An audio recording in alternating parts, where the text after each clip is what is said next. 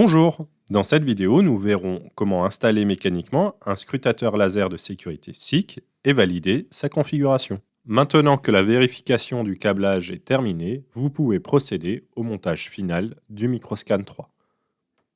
Coupez l'alimentation électrique. Procédons maintenant au positionnement et à l'alignement du capteur.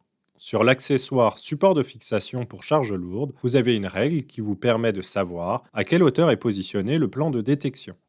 Pour notre application, nous allons positionner le capteur avec un plan de balayage à 200 mm du sol. Pour décaler la position, vous disposez de 4 vis à l'arrière du support. Dévissez-les et positionnez le support de telle sorte qu'il pointe l'indication 200 mm.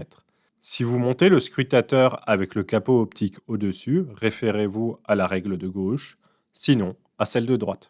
Sur le support pour charge lourde, il y a 2 fixations qui permettent de régler les angles d'orientation du Microscan 3. Première étape, montez la première fixation sur le Microscan 3. Pour cela, glissez-la et serrez les 4 vis. Deuxième étape, ajoutez la fixation suivante qui permettra d'orienter le scrutateur de haut en bas. Montez les 4 vis. Pour le moment, il n'est pas nécessaire de les serrer complètement puisque nous procéderons ensuite à l'alignement.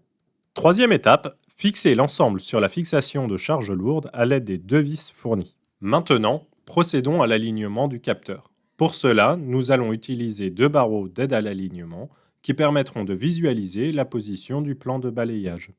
Sur les barreaux d'aide à l'alignement, nous avons réglé des cibles à 200 mm du sol.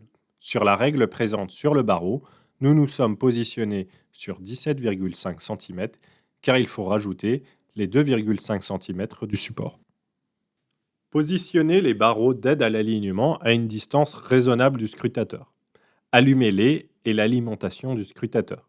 Sur les barreaux, une lumière rouge apparaît là où les faisceaux sont détectés. Alignez d'abord le roulis du capteur, puis la hauteur, de telle sorte que le plan soit bien à l'horizontale. Maintenant que le scrutateur est positionné et aligné, il est temps de valider la configuration du scrutateur.